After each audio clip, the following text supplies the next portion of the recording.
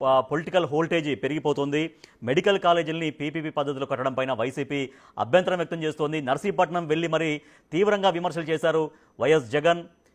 పీపీపీతో free సీట్లు పెరుగుతాయని కూటమి ప్రభుత్వం చెబుతోంది. సో పీపీపీతో మెడికల్ కాలేజీల నిర్మాణం త్వరగా పూర్తవుతుందని కూటమి సర్కారు వాదిస్తుంది. సో అసలు ఎవరి వాదన కరెక్ట్ ఏంటనేది కూడా ఒకసారి ఏపీ సీఎం చంద్రబాబు నాయుడు దీని గురించి ఏం మాట్లాడారో ఒకసారి చూద్దాం. ఖర్చు పెట్టవు, ఉండే ఆస్తులని తగలబెట్టారు. ఇప్పుడు మెడికల్ కాలేజీ కట్టి ఉద్ధరిస్తానంటారు. ఎవరిని మోసం చేస్తారు మీరు? ఆ మెడికల్ కాలేజీల్లో ఏంటి, ఈరోజు మనం తీసుకున్న పాలసీలో ఎవరికీ నష్టం లేదు. ఆ రోజు మీరు మెడికల్ కాలేజీలు పెట్టి అందులో కూడా ఫీజు ఛార్జ్ చేసే పరిస్థితికి వచ్చారు. పేమెంట్ కోటా పెట్టేశారు. గవర్నమెంట్లో మేనేజ్మెంట్ అన్నారు. ఈరోజు నేను చేసేది ఏంటి, అదే పీపీపీకి ఇస్తే ఇంకా సమర్థవంతంగా సేవలు ఉంటాయి, అన్ని సీట్లు ఉంటాయి, క్వాలిటీ ఉంటుంది. ఏదో నేను ఉద్ధరించేస్తానని మాట్లాడే పరిస్థితికి వచ్చారు అధ్యక్ష. ఒకే మాట చెప్తున్నా, ప్రజలందరికీ విజ్ఞప్తి చేస్తున్నా, నేను ఏ నిర్ణయం తీసుకున్నా దూరదృష్టితో ఆలోచించుకొని నిర్ణయాలు తీసుకున్నాం.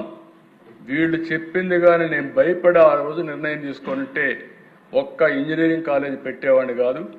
ఆ రోజు ఇంజనీరింగ్ కాలేజీలు పెట్టకపోతే తెలుగు జాతి ప్రపంచం మొత్తం పోయేది కాదు. ఈరోజు ప్రపంచం మొత్తం పోవడం కాకుండా అన్ని దేశాల్లో తెలుగు జాతి నెంబర్ 1 పర్ క్యాపిటల్ ఇన్కమ్ సాధించారంటే అది ధైర్యంగా ముందుకు పోయాం కాబట్టి సాధ్యమైంది. ఆ విషయం ప్రైవేట్ హాస్పిటల్ ఏవి కూడా ఆ పేదవాడిని దగా చెయ్యలేని పరిస్థితి ఈ మెడికల్ కాలేజీల వల్ల వస్తాయి. ఎందుకనంటే పక్కనే మెడికల్ కాలేజ్, ఆ పక్కనే సూపర్ స్పెషాలిటీ సేవలు, మల్టీ స్పెషాలిటీ సేవలు అందుబాటులో ఉన్నప్పుడు, ఆ సేవలు ఆ పేదవాడికి ఉచితంగా అందుబాటులో ఉన్నప్పుడు ప్రైవేట్ హాస్పిటల్లో ఎక్కువ రేట్లు ఛార్జ్ చేయిస్తే ఏ పేదవాడు కూడా, ఏ మధ్యతరగతి వాడు కూడా ఆ ప్రైవేట్ హాస్పిటల్కి వెళ్ళే పరిస్థితి ఉండదు. కాబట్టి దగా కావడం అన్నది, పేదవాడు దగా కావడం అన్నది పూర్తిగా ఫుల్ స్టాప్ పడుతుంది.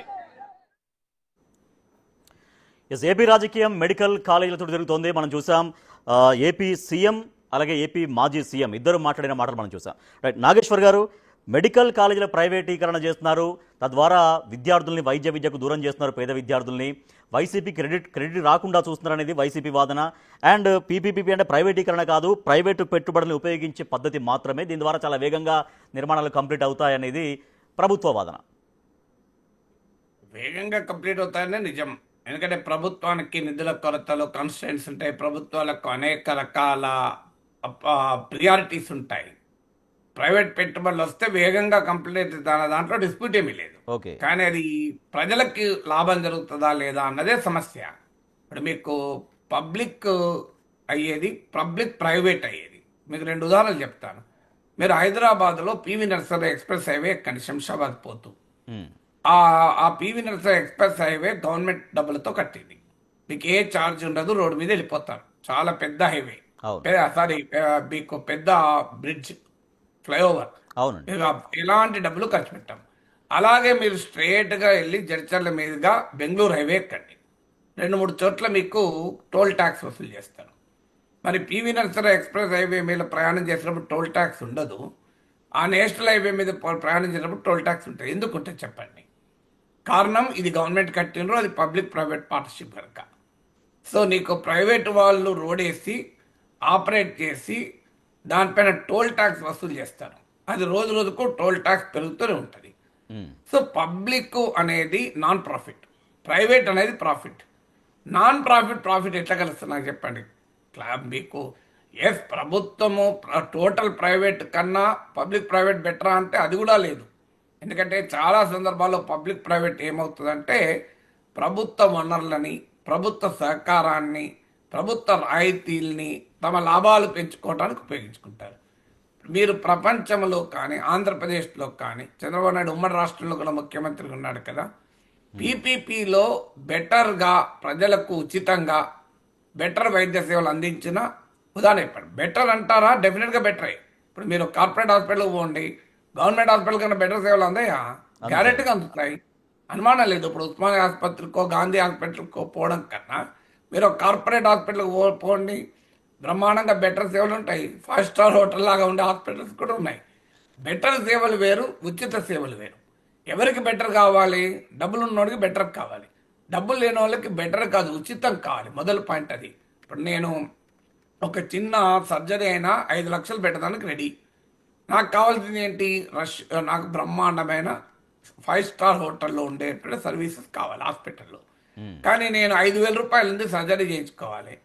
నాకు 5 స్టార్ హోటల్ లాగా కాదు, రోడ్డు పక్కన బండిలాగా ఉన్న మంచిదే, కానీ 5,000లో నాకు వైద్యం కావాలి. అవుతుందా చెప్పండి? సో పబ్లిక్ అనేది మీరు ప్రభుత్వాలు స్పష్టంగా చెప్పాలి. పబ్లిక్ అంటే నాన్ ప్రాఫిట్, ప్రైవేట్ అంటే ప్రాఫిట్, ఈ రెండు కలిస్తే ఎట్లా కరెక్ట్ అవుతాయి అనేది. పబ్లిక్ ఉండేది పబ్లిక్ ఉంటుంది అడ్వాంటేజ్, ప్రైవేట్ ఉండేది ఉంటుంది. ఎస్, మీరు ప్రైవేట్ సెక్టార్ ఎలా రెగ్యులేట్ చేస్తారు నాకు చెప్పండి. ప్రాక్టికల్గా సాధ్యమా? మీకు ప్రైవేట్ పెట్టుబడులు పెడతారు. ఎందుకు పెడతారు? 5,000 కోట్లు తీసుకొచ్చి వైద్య కళాశాలలో పెట్టుబడి పెట్టిన వాళ్ళు ఉచితంగా వైద్య సేవలు అందిస్తే వాళ్ళు ఎలా రిటర్న్ ఆన్ ఇన్వెస్ట్మెంట్ ఎట్లా వస్తుంది? చారిటీ కాదు కదా డబ్బులు. ప్రైవేట్ వాళ్ళు దాతృత్వంతో పెట్టుబడులు పెట్టారు కదా. ఏమి టాటా మెమోరియల్ హాస్పిటల్ లాగా ఏదో చారిటీకి పెట్టిన హాస్పిటల్స్ కావు కదా. ప్రైవేట్ ఇన్వెస్ట్మెంట్ అని మీరే చెప్తున్నారు. ఇన్వెస్ట్మెంట్ అంటే ఏంటిది? ROI ఉండాలి, రిటర్న్ ఆన్ ఇన్వెస్ట్మెంట్. పెట్టిన పెట్టుబడి మీద ప్రాఫిట్ రావాలి. ప్రాఫిట్ రాకపోతే ఆ పెట్టుబడికి ఉండే క్యారెక్టర్ అది కదా, తప్పు కూడా కాదు కదా. ప్రైవేట్ పెట్టుబడి మనమే ఉన్నాం, మనం డబ్బులు పెట్టాలి. మన డబ్బులు దేనికి పెడతాం? 10 రూపాయలు పెడితే 11 రూపాయలు రావాలని పెడతాం కదా. 10 రూపాయలు 9 రూపాయలు చేసుకుని పెట్టాను కదా. సో ఇది ప్రాక్టికల్ గా పీపీపీ ఎప్పుడు కూడా బెటర్ దెన్ గవర్నమెంట్ ఇన్వెస్ట్మెంట్ కాదు, అందులో డౌట్ లేదు. అయితే గవర్నమెంట్ సరిగా మేనేజ్ చేస్తుందా లేదా ఇవన్నీ క్వశ్చన్స్ ఉండొచ్చు. ప్రభుత్వంలోనే అన్ని ఉండాలని నేనేం వాదించడం లేదు. కానీ విద్య, వైద్యము, కొన్ని ఎసెన్షియల్ థింగ్స్ అనేది ప్రభుత్వంలో ఉన్నప్పుడే ఈక్విటీ ఉంటుంది. హైదరాబాద్ లో మీరు చూడండి, గవర్నమెంట్ స్కూల్ కన్నా ఇంటర్నేషనల్ స్కూల్ చాలా బాగుంటుంది. మరి ఇంటర్నేషనల్ స్కూల్లో పేదవాడు చదువుకోగలుగుతాడా? ప్రాక్టికల్ గా సాధ్యమా? మీకు అందుకే అంటున్నాను, గవర్నమెంట్ లో నువ్వు మెరుగు చేయాలి, చేయలేకపోతున్నాము, డబ్బులు పెట్టలేకపోతున్నాము, అందువల్ల ప్రైవేట్ వాళ్ళకి ఇస్తున్నామని బహిరంగంగా చెప్పండి ఓపెన్ గా. అప్పుడు ప్రజలు నిర్ణయించుకుంటారు మీ ప్రియారిటీస్లో. మరి 5,000 కోట్లు 6,000 కోట్లు మెడికల్ కాలేజీలకు పెట్టలేరా? ఎందుకంటే మెడికల్ కాలేజీల వల్ల డబుల్ బెనిఫిట్. ఒకటి, పేద విద్యలకు కూడా చౌకగా వైద్య విద్య నేర్చుకోగలుగుతారు. రెండవది ఏంటంటే ప్రతి మెడికల్ కాలేజీకి ఒక అటాచ్డ్ సూపర్ స్పెషాలిటీ హాస్పిటల్ ఉంటుంది. దానివల్ల అక్కడ స్పెషలిస్ట్ డాక్టర్స్ ఉంటారు. ప్రజలకు మెరుగ్గా నీకు వైద్య సేవలు అందుతాయి. గాంధీ మెడికల్ కాలేజ్ మీకు కోవిడ్ టైం ఒక ఉదాహరణ కదా. కోవిడ్ టైంలో ఏ హాస్పిటల్ నిలబడ్డాయి మనకు అండగా? ఎవరికి సేవలు అందాయి చెప్పండి? అందువల్ల ప్రాక్టికల్ గా public private partnership is an economic theory. మేము ప్రైవేట్ రంగానికి మేము ప్రోత్సహిస్తాం అంటే బహిరంగంగా చెప్పండి. అది ప్రైవేట్ రంగానికి ప్రోత్సహిస్తాం, అది మా విధానం అని చెప్పండి, అభ్యంతరం లేదు. ఈ సగం ఎందుకు అంటున్నా? సగం వల్లనే సమస్య కదా.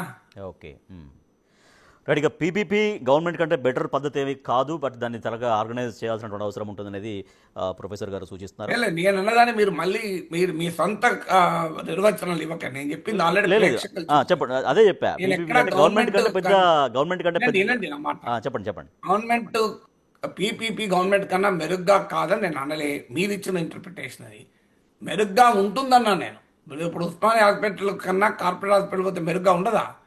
గవర్నమెంట్ స్కూల్ కన్నా ఇంటర్నేషనల్ స్కూల్ కి పోతే మెరుగ్గా ఉండదా? ఉంటుంది, అది ఉంటుంది, డెఫినెట్ గా మెరుగ్గా ఉంటుంది. ఫండమెంటల్ పాయింట్ మెరుగు కాదు, అందుబాటు అనేది ఇంపార్టెంట్. ఈక్విటీ, యాక్సెసిబిలిటీ ముఖ్యం. అందువల్ల దయచేసి నేను చేసిన విశ్లేషణ నేరుగా ప్రేక్షకులు వింటున్నప్పుడు మీరు దాన్ని సమరైజ్ చేసి ఇంటర్ప్రిట్ చేస్తే ఇంకో మీనింగ్ వచ్చే ప్రమాదం. అది మీరే కంక్లూడ్ చేయండి, వర్డ్ చేయండి దీనికి సంబంధించి. నేను అదే చెప్తున్నాను కదా, నేను చెప్పింది కంక్లూజన్ ఏముండవు జర్నలిజంలో, చెప్పింది ఆల్రెడీ చెప్పేశాను కదా. రైట్. ఓకే, చిన్న బ్రేక్ తీసుకుందాం. బ్రేక్ తర్వాత వ్యూ పాయింట్లో